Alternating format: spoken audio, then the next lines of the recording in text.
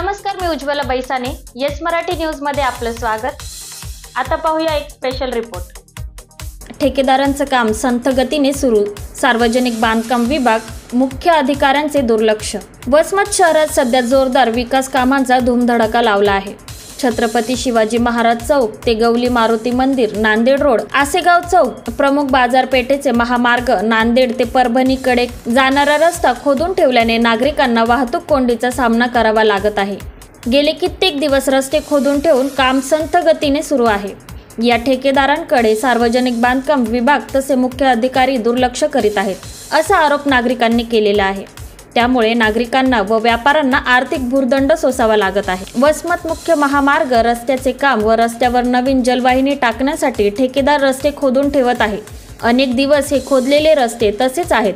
दरम्यान या खड्ड्यात जलवाहिनी टाकून ताबडतोब बुजविण्याची गरज आहे, तरी संबंधित ठेकेदार संथ गतीने काम करीत आहे. सार्वजनिक बांधकाम विभागातर्फे व नगर परिषद मार्फत दोन्ही कामं एकदाच होत असल्याने याचा फटका सर्वसामान्य प्रवासी, नागरिक, विद्यार्थी, शेतकरी व व्यापाऱ्यांना बसत आहे. त्यामुळे बाजारपेठेतील आर्थिक व्यवहार कोलमडले असून प्रवासी वाहतूक विस्कळीत झाली आहे. वसमत शहरात खोदलेल्या रस्त्यांमुळे नागरिकांना वाहतूक कोंडीचा सामना करावा लागत आहे.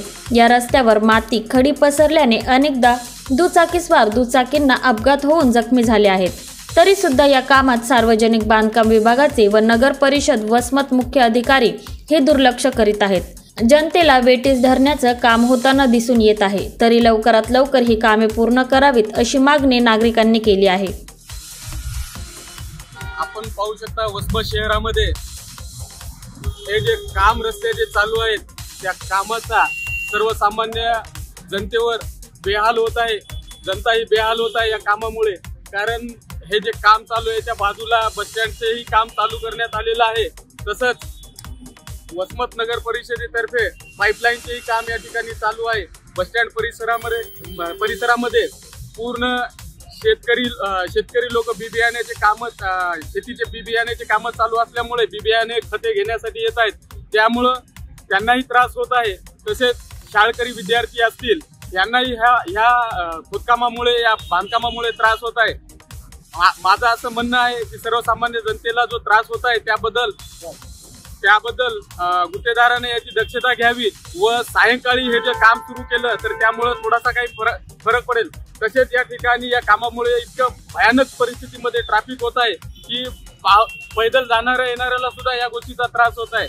सदरच्या या रस्त्याच्या कामामुळे तसेच नगरपालिकेच्या पाईपलाईन खोदकामामुळे शेतकऱ्यांना त्रास होत आहे. बी बियाणे खरेदी करताना व ने-आण करताना, तसेच खते ने-आण करताना व शाळकरी जे विद्यार्थी येत आहेत त्यांनाही या परिस्थितीचा अफाट असा त्रास होत आहे.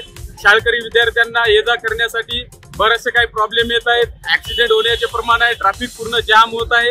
आणि त्यामुळं सर्वसामान्य जनतेकडून मला असं सांगू वाटतं की ह्या सदरच्या परिस्थितीवर संबंधित गुत्तेदार असेल, संबंधित काम करणारे नगर परिषद असेल, यांनी याची दक्षता घेऊन यावर जो काय आहे तो योग्य तोडगा काढावा.